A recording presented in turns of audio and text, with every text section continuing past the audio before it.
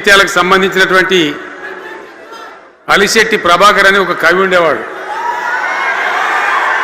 ఆయన ఒక మాట చెప్పిండు, చీకట్లో జడుసుకుంటే ఒక చెట్టే నీ చుట్టూరా అరణ్యమై భయపెడుతుంది, గుండె అంటూ కలిగి ఉంటే గుండె ధైర్యం ఉంటే నీ వెంట అదే పెద్ద సైన్యమై నిలుస్తుంది అని చెప్పిండు ఆయన.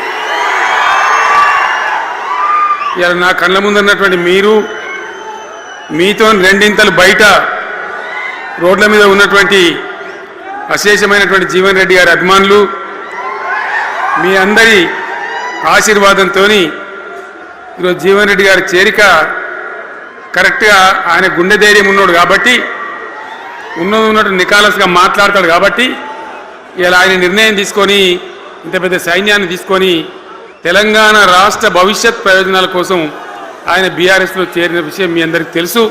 ఆయన వెంట మీరందరూ వచ్చి ఎవరైతే అందరూ ఈరోజు చేరినరో, ఇంకా రాని వాళ్ళు కూడా ఉన్నారో గ్రామాలలో పట్టణంలో, మీ అందరికీ ముఖ్యంగా జీవనన్న గారికి, ఆయన వెంట వచ్చినటువంటి ప్రతి పౌరుడికి, ప్రతి అన్నకు, ప్రతి తమ్ముడికి, ప్రతి చెల్లెకి కూడా పేరు పేరున బీఆర్ఎస్ రాష్ట్ర అధ్యక్షుడిగా నేను హృదయపూర్వకమైన స్వాగతం సుస్వాగతం తెలియజేస్తా ఉన్నాను. జీవన్ రెడ్డి గారి గురించి నేను ఎక్కువ చెప్తే మాది మేమేదో డబ్బా కొట్టుకున్నట్టు అవుతుంది.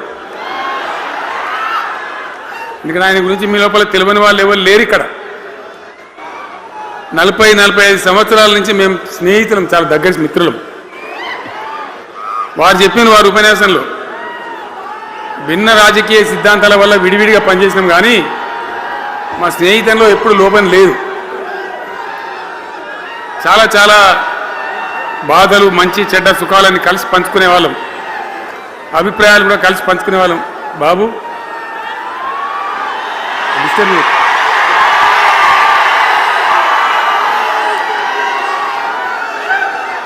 మంది లొల్లి పెట్టడం కూడా కాదురా వాను.